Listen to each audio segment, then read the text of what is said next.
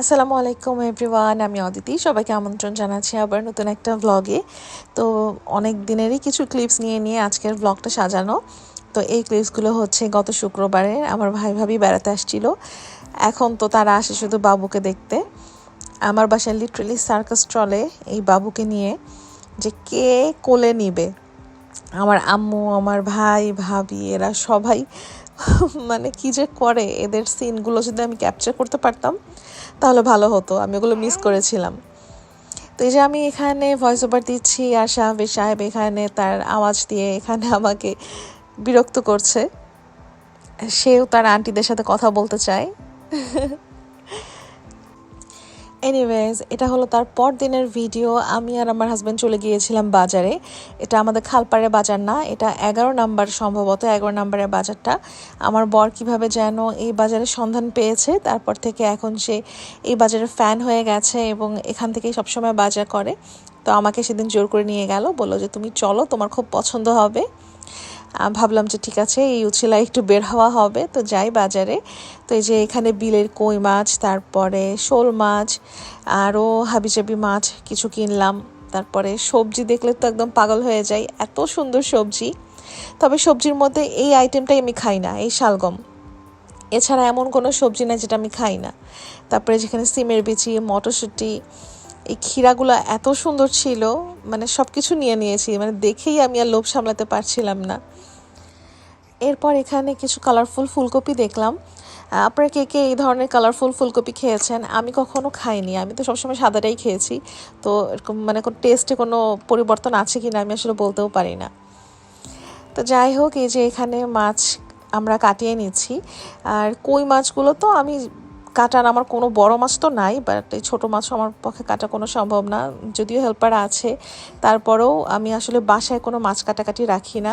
কারণ এই যেভাবে আঁশ ছিটে, এই ছিটে, মানে এগুলো খুব নোংরা হয়, আমার এগুলো একবারেই পছন্দ না। যার জন্য ছোট হোক বড় হোক যাই হোক না কেন, সব বাজার থেকে আমি কাটিয়ে আনি। আর এই যে এখানে এরপর চলে আসলাম মুরগির, এখানে মুরগিও লাগবে। তারপরে এই বড় মোরগটা আমরা কিনলাম, ওনারাই একদম কেটে পিস পিস করে দিয়েছে। আমি বলেছি না হলে আমি নিব না, তো ওনারা বললো যে আমি একদম কেটে কেটে ছোটো ছোটো পিস পিস করে দিব, আপনি গিয়ে শুধু রান্না করবেন। তো ভাবলাম যে না, ভালোই হলো, কারণ এই মুরগিগুলো যেই শক্ত হয়, এগুলো আসলে মানে বাসায় মহিলা মানুষ দ্বারা কোটা কোনোভাবেই সম্ভব না, আর আমার পক্ষে তো একেবারেই না। এরপর না এই মুরগিটাকে দেখেন, আমার খুব হাসি লাগছিল মুরগিটাকে দেখে। মনে হচ্ছে কি যে ওকে বোধহয় কোনো স্যালনে নিয়ে গিয়ে ওর হেয়ার কাট করিয়ে আনা হয়েছে। আমি খুব ভালো মতো ওটার একটু ভিডিও নিয়েছিলাম। তো এনিওয়েজ, এটা হচ্ছে তার পরদিনের ভিডিও। যেই আপুরা আমার কাছে স্কিন কেয়ার রুটিন জানতে চান তাদের জন্য হচ্ছে এই পার্টটুকুন, তো আপনারা দেখেন। আসসালামু আলাইকুম এভরিওয়ান, আমি অদিতি। সবাইকে আমন্ত্রণ জানাচ্ছি আবার নতুন একটা ব্লগে। আজকে পুরোনো একটা সিম তুলতে বাইরে যাব, কারণ ইনকাম ট্যাক্সের জন্য আমার ভোটার আইডি কার্ডে দিয়ে যেই নাম্বারটা, সেই নাম্বারটা অ্যাক্টিভ রাখতে হবে। তো ওই নাম্বারটা আমার অনেক আগেই বন্ধ হয়ে গেছে, তো ভাবলাম যে সিমটা তুলে ফেলি, কাজে লাগবে। আর রেডিও হয়ে নেই। তো স্কিন কেয়ার নিয়ে আমি অনেক রিকোয়েস্ট পাই যে আপু স্কিন কেয়ার দেখান। স্কিন কেয়ার তো আপু আমি করি না, যেটা করি না সেটা আমি কী দেখাবো। তো ভাবলাম যে যা করি আজকে তাই দেখাই। তো আমি কখনো মুখে ক্রিম দিতে পারি না, সামারে তো একেবারেই না, তবে উইন্টারে দিই। এই নিভিয়ার যেই সফট ক্রিমটা, এটা হচ্ছে আমি উইন্টারে দিই, এটা অনেক ভালো। আর হচ্ছে লোটাসের এই ক্রিমটা, এটা হচ্ছে নাইট ক্রিম। এটা ডে ক্রিমটা আমি দিতাম, ওটা শেষ হয়ে গেছে। ডে ক্রিম আর নাইট ক্রিম 1 সপ্তাহ আগে পরে কিনেছিলাম, ডেটা শেষ হয়ে গেছে, আর নাইট ক্রিমটা দেখেন পুরো আছে এখনো। মানে আমার না এগুলো অভ্যাসই নেই যে আমি দিব বা কিছু করব, এই জন্য আমার আর দেওয়াই হয় না, ওটা পড়েই আছে। কিছুদিন পর হয়তো এটা ডেটও চলে যাবে। আমার অবস্থা হচ্ছে এইটা। তো আমার বাবুর গিফটের সাথে অ্যাভিনোর এই লোশনটা এসছে, তো এটা অনেক ভালো। তো একদিন শাওয়ার নিয়ে এসে বাবুকে তাড়াতাড়ি ফিট করাচ্ছিলাম, তো ওই সময় মুখ দেখলাম যে আমার একটু টানছে, তো বাবুর এই লোশনটা নিয়েই আমি একটু মুখে হালকা এভাবে দিলাম, তো দেখি যে না লোশনটা বেশ ভালো, শীত অনুপাতে ভালো আমার কাজ হচ্ছে। তো তখন থেকে না আমি এখন এই লোশনটাই মুখে লাগাচ্ছি। আমি জীবনে আমার মনে হয় না যে আমি কোনোদিনও কোনো ফেস ওয়াশ ইউজ করেছিলাম। সবসময় সাবান, যেই সাবান গায়ে দিয়ে মানুষ ব্যবহার করে ওইটাই আমি আমার মুখে দিয়ে বের হয়ে আসি।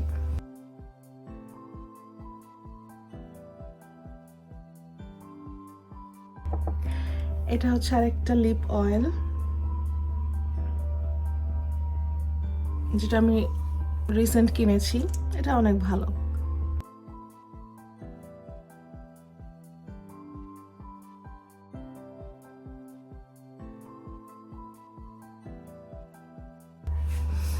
এটা আরেকটা লিপ বাম, যেটা কিনেছিলাম লিপে দেওয়ার জন্য, কিন্তু লিপে দেওয়ার পর এটা আর ভালো লাগে না, এই জন্য এটা এখন আমি ব্লাশ হিসেবে ইউজ করি। অল্প একটু দিয়ে ব্যাস হালকা একটু ব্লেন্ড করে নিতে হয়, তাইলেই সুন্দর কালার একটা চলে আসে। আর আমি যেহেতু মেকআপের মও জানি না, তো যারা মেকআপ আর্টিস্ট তারা যদি আমার ভ্লগ দেখেন তাহলে বলবেন যে কিভাবে ব্লেন্ড করছে, কারণ আমি জানি না। আমি কোনো মতো ঘষে ঘষে ব্যাস এটাকে ব্লেন্ড করে ফেলি, এই হয়ে গেল, এর বেশি আমি কিছু পারি না।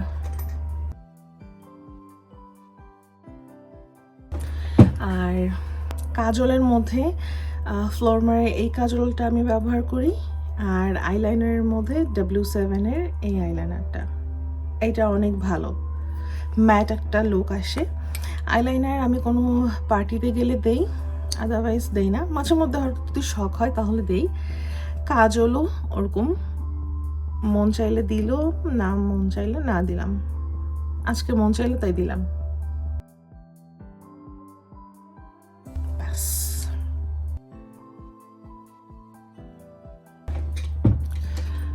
আমি চুল কেটে ফেলেছি, বব কাট দিয়ে দিয়েছি।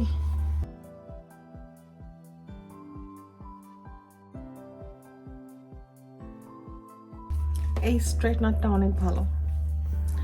আমার চুল যেহেতু ওয়েভি, আমার স্ট্রেটনার ইউজ করতেই হয়।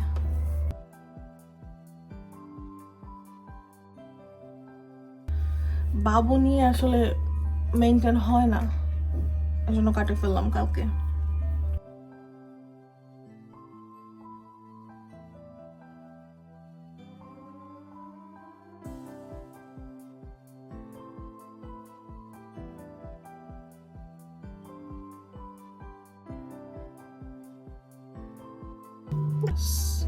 শেষ, এখন চেঞ্জ করে ব্যাস বাইরে চলে যাব।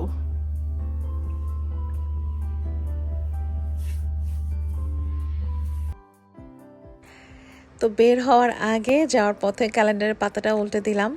এখন আমরা যাচ্ছি সিম তুলতে। সিম তোলার পর যাব হচ্ছে একটা ইন্ডাকশন কিনতে, কারণ আমাদের এখানে 2 দিন ধরে কোনো গ্যাস আসছে না, গ্যাস পুরো শেষ। তারপরে কবে আসবে, তারা গ্যাস কিনতে গেছে, কবে দিবে না দিবে এটার কোনো হদিসও নেই। তো প্রথম দিন তো কোনো মতের আগের যে লেফট ওভার খাবার ছিল ফ্রিজে, ওগুলো খেয়েই আমরা চালিয়ে দিয়েছি, কিন্তু এর পর দিন তো কোনো রান্নাবান্নাই কিছু হয়নি। তো ভাবলাম যে সিম তুলে নিয়ে ইন্ডাকশন কিনে বাসায় যাব। আর যেতে যেতে অনেক দেরি হয়ে গিয়েছিল, প্রায় 1টা বেজে গিয়েছিল। তো হাজব্যান্ডকে বললাম যে এখন গিয়ে রান্নাবান্না করা পসিবল না, এই তেহেরি ঘর থেকে তেহেরি নিয়ে নাও। এটা তো রূপায়ণের গেটের একদম সাথে তেহেরি ঘরটা। তো এখান থেকে আমরা তেহেরি কিনে নিয়ে ব্যাস বাসার পথে রওনা দিয়ে দিলাম। বেশ কিছুদিন ধরেই এই গ্যাসের সংকটের কথা আমরা শুনছি, যেমন এটা অনেক দাম বাড়িয়ে দিয়েছে এবং গ্যাসের সংকট হচ্ছে, পাওয়া যাচ্ছে না, এই সেই হাবিজাবি। আর আমাদের এখানে কিন্তু কোনো লাইনের গ্যাস নেই, এখানে হচ্ছে সব সিলিন্ডার এলপিজি।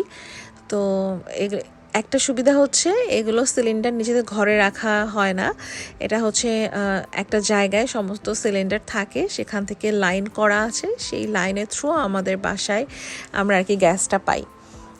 কারণ সিলিন্ডার বাসার ভেতরে রাখা এটা অনেক রিস্ক, এই জন্য তারা এই সিস্টেমটা করেছে, এবং যেটা খুবই ভালো একটা সিস্টেম, আমার কাছে খুবই ভালো লেগেছে এই বিষয়টা। তো যাই হোক, এটা তো আর মানে শুধু রূপায়ণের ক্ষেত্রে না, এটা সব জায়গাতেই এরকমই সংকট, গ্যাস নিয়ে সমস্যাটা হচ্ছে। তো এটা আসলে মানাই যায়। তো যাই হোক, এই যে আমরা এখন নতুন চুলা কিনে নিয়ে এসে চুলাটা সেট করে আবার এখন রান্নাও চড়িয়ে দিয়েছি। আর আমার যা কাজ, বলে না ঢেকি স্বর্গে গেলেও ধান ভাঙে, আমি যেখানেই যাই না কেন আমার চুলা মুছতেই হবে। এই মাছ ভাজার কারণে একটু তেল ছিঁড়ছে, যেটা আমার মনে হচ্ছে যে চুলায় পড়ছে না, এটা আমার গায়ের মধ্যে পড়ছে, আমার এরকম লাগে। তো ভাজা হচ্ছে আর এদিক দিয়ে আমি মুছছি, এই হচ্ছে আমার কাহিনী। আর অনেক দিন পর একটু রান্নাবান্না করলাম, এখন মনে হচ্ছে যে আমি বোধহয় রান্নাবান্নাও সব ভুলে গেছি। তো আম্মুকে আমি জিজ্ঞেস করছিলাম যে আম্মু এই পেঁয়াজটা জানি কতটুকুন ভাজতে হয়, কতটুকুন লাল করতে হয়। চিন্তা করেন, আমি এতদিন সংসার করে আসছি, এত রান্নাবান্না করি, রান্নাবান্না জানি, এখন আমি আম্মুকে জিজ্ঞেস করি যে পেঁয়াজ কতটুকুন লাল করতে হয়। একবার ভাবেন আমার অবস্থা। তো বাবু হওয়ার পর থেকে তো রান্নার ধারে পাড়েও আসা লাগছে না, সব আম্মুই দেখছে। তো ইন্ডাকশনটা নতুন কেনার পর আম্মু এটাকে হয়তো বা ওইভাবে অপারেট করতে পারবে না, তো আমি পাশে থেকে একটু দেখিয়ে দিচ্ছিলাম আর ভাবলাম যে রান্নাটাও আমি করেই ফেলি। তো আগের দিনে যে বাজারগুলো করা হয়েছিল, কিন্তু আমরা তো গ্যাস ছিল না জন্য রান্না করতে পারিনি, তো ভাবলাম যে আজকে একটু রান্না করি। তো চুলাটাও কিনে নিয়ে আসছি, আর বিকেলের পরে কত 5টা 5:30টার দিকে আবার গ্যাসও চলে আসছে। তো হাজব্যান্ডকে বললাম যে 6,000 টাকার ড্যামেজ হয়ে গেল। পর আবার আম্মু বলছে যে না, এরকমটা যদি এর পরেও আবার হয় কোনো কারণে, তখন এই চুলাটা কাজে আসবে। যেমন আমরা পুরো 2 দিন রান্না ছাড়া ছিলাম, তো এই ইন্ডাকশনটা থাকলে এই সমস্যাটা আর হবে না, রান্না অ্যাটলিস্ট বন্ধ হবে না। তো ভাবলাম যে না, ঠিকই, এরকম একটা ইলেকট্রিক চুলা আসলে থাকা উচিত বাসায়। তো যাই হোক, এখানে রান্নাবান্না শেষ করে তারপরে এই চুলা যখন ঠান্ডা হয়ে গেছে, তারপর ভাবলাম চুলাটাকে একটু ভালো মতো মুছে ফেলি। তো মুছতে গিয়ে দেখি যে একটু কেমন যেন আঠা আঠা ভাব, তো ভাবলাম যে না, এটাকে একটু ভালো মতো ধুয়ে তারপরে এটাকে মুছি, না হলে যেই গ্লেজটা আছে এই গ্লেজটা আর থাকবে না। তো যেই কথা সেই কাজ, সেইভাবেই চুলাটাকে সুন্দরভাবে মুছে ফেললাম। এরপর এগুলো করতে করতে তো বিকেলই হয়ে গেছে, আর বিকেল মানেই আমার চায়ের তলব উঠে গেছে, নেশা। কি যে একটা বাজে অভ্যাস হয়ে গেছে, আর কি আর বলবো। তো যাই হোক, এই তো চা বানিয়ে নিয়ে রুমে গিয়ে এখন মা মেয়ে বসে চা খাচ্ছি, আর বাবু তার দুধ খাচ্ছে। তো এনিওয়েজ, এই ছিল আমার আজকের ব্লগ। যদি ভালো লেগে থাকে, like, comment, share and subscribe করে দিতে পারেন। দেখা হবে ইনশাআল্লাহ নেক্সট ব্লগে। টিল দেন, টেক কেয়ার, আল্লাহ হাফেজ।